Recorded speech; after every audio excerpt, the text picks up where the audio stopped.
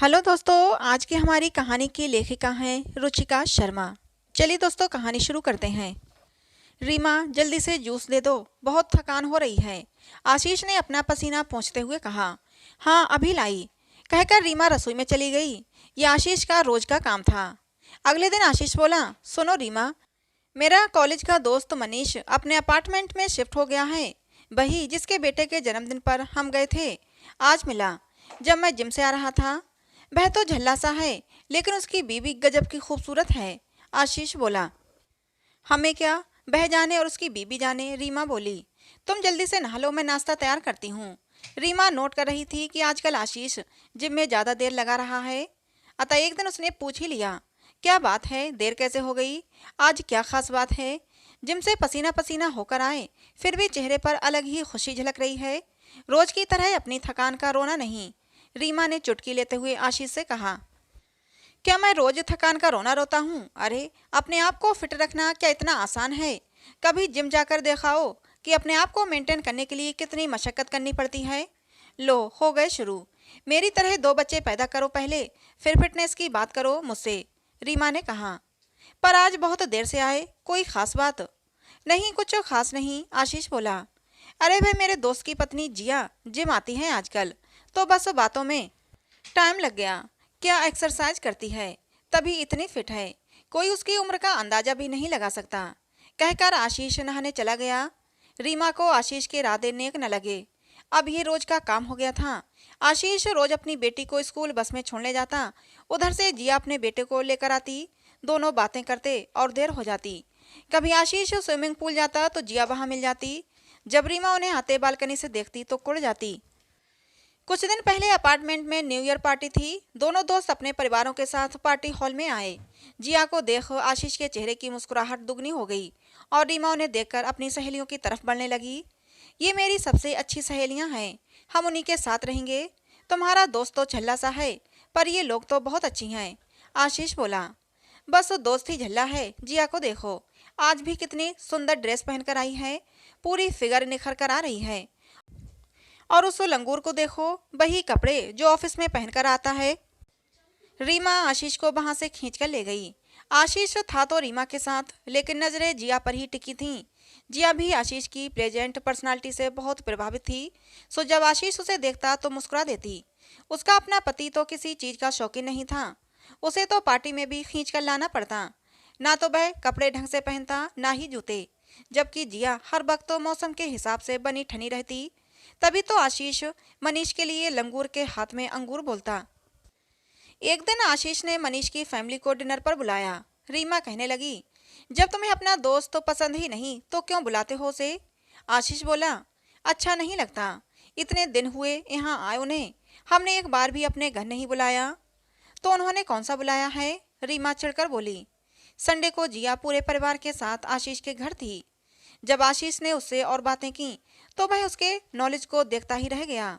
उसे मन ही मन लगने लगा कि कहाँ मनीष और कहाँ जिया। उसने जिया की बहुत तारीफ की। रीमा को ये सब फूटी आंख नहीं सुहा रहा था। मनीष का परिवार खाना खाकर चला गया।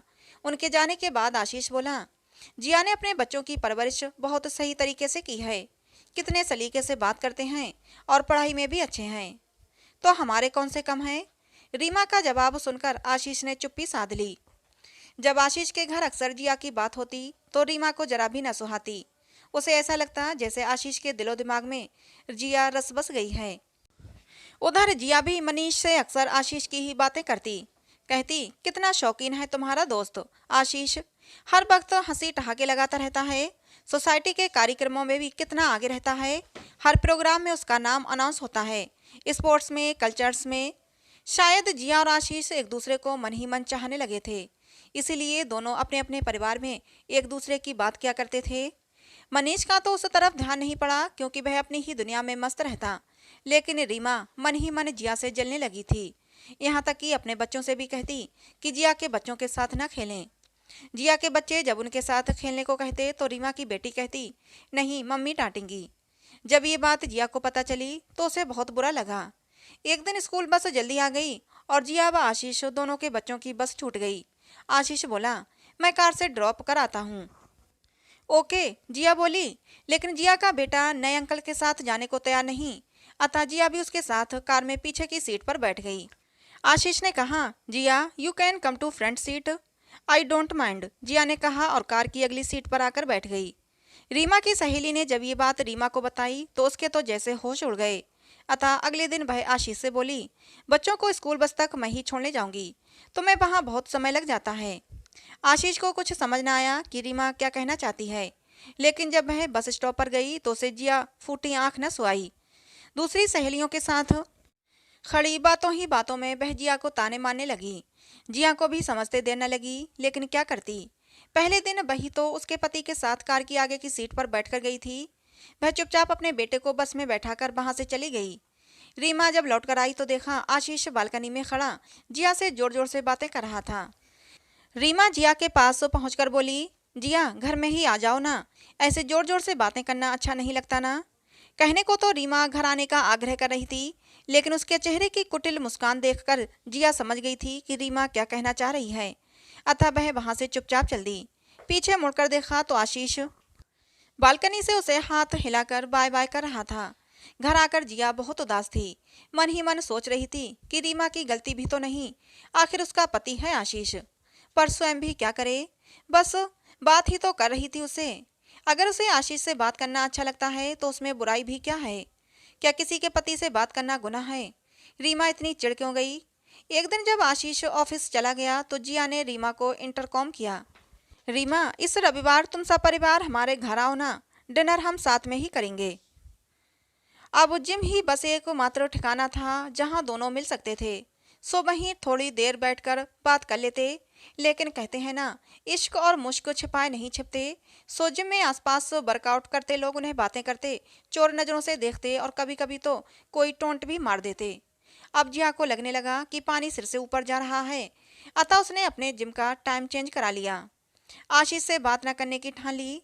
कई दिन जब जिया दिखाई न दी तो आशीष अनमना सा हो गया। फिर एक दिन अपने दोस्त से मिलने के बहाने जिया के घर चला गया। घर में जिया अकेली थी। आशीष ने जिया से अपने दिल की बात कह डाली। सुनकर जिया खिल उठी। अब दोनों ने तय किया कि अपार्टमेंट के बाहर मिला करेंगे। रीमा ने अपार्टमेंट की सभी महिलाओं को भी बता दिया था कि जिया कैसे उसके पति पर डोरे डाल रही है, अतः सभी महिलाओं ने उससे दूरी बना ली थी। एक दिन आशीष ऑफिस से जल्दी निकल गया और फिर जिया को फोन कर पास ही के कैफे शॉप में बुला लिया। जिया भी झट से बंठन कर उसे मिलने चली आई। कहने को तो कॉफी शॉप खचाखच भरा था, लेकिन उन दोनों के लिए तो जैसे पूरा एकांत था। दोनों आंखों में आंखें डाले मुस्कुराकर बातें कर रहे थे कि तभी जिया की नजर रीमा की सहेली पर पड़ी। वह वहां अपने पति के साथ आई थी। दोनों को साथ देकर बोली, हेलो, आप दोनों यहाँ? No problem, enjoy. एंजॉय पर उसने जोर डाला। जिया समझ गई कि टोंट मार गई है। आशीष और जिया भी शीघ्र ही अपने घर रवाना हो गए। अगले दिन बच्चों को स्कूल बस में छोड़ने बस स्टॉप पर जिया नहीं, मनीष को भेजा। वह जानती थी कि आज रीमा उसे छोड़ने वाली नहीं। मनीष जब घर आए तो कुछ उखड़े हुए दिखाई दिए। जिया ने पूछा, क्या हो गया? रीमा तुम्हारी शिकायत कर रही थी, सब लोगों के सामने मुझे बहुत बुरा भला कहा। जिया के तो मानो पैरों तले की जमीन खिसक गई हो। झट से नहाने का बहाना बनाकर बाथरूम में चली गई। क्या करती बेचारी, एक तरफ पति तो दूसरी तरफ प्यार। वहीं खड़े खड़े आंसू बहा आई। उस दिन मनीष दफ्तर नहीं गया। बोला, हम घर बदल लेते हैं जिया। अगले ही महीने वे नए अपार्टमेंट में शिफ्ट हो गए। इतना ही नहीं, मनीष ने दूसरे शहर में ट्रांसफर के लिए दफ्तर में रिक्वेस्ट भी दे दी। शहर तो बदल गया, लेकिन जिया के मन में आशीष की याद सदा के लिए रह गई। कोशिश करती कि भूल जाए, किंतु भुलाए न भूलती, दिल के हाथों मजबूर थी।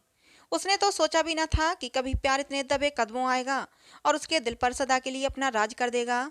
बरस बीते, किंतु चंद लम्हे जो आशीष के साथ बिताए थे उसके मन को तरोताजा कर जाते। वह मुस्कुरा उठती और मन ही मन कहती, दिल पे ना जोर कोई। तो दोस्तों, इस कहानी को सुनकर आपको क्या लगता है कि गलती किसकी थी, आशीष की या फिर जिया की? क्या शादी के बाद प्यार करना ठीक है? अपनी राय कमेंट बॉक्स में ज़रूर बताएं। कहानी पसंद आई हो तो प्लीज़ लाइक करें। ऐसे ही और कहानियों के लिए हमारे चैनल को सब्सक्राइब करें। मिलते हैं दोस्तों अगली किसी नई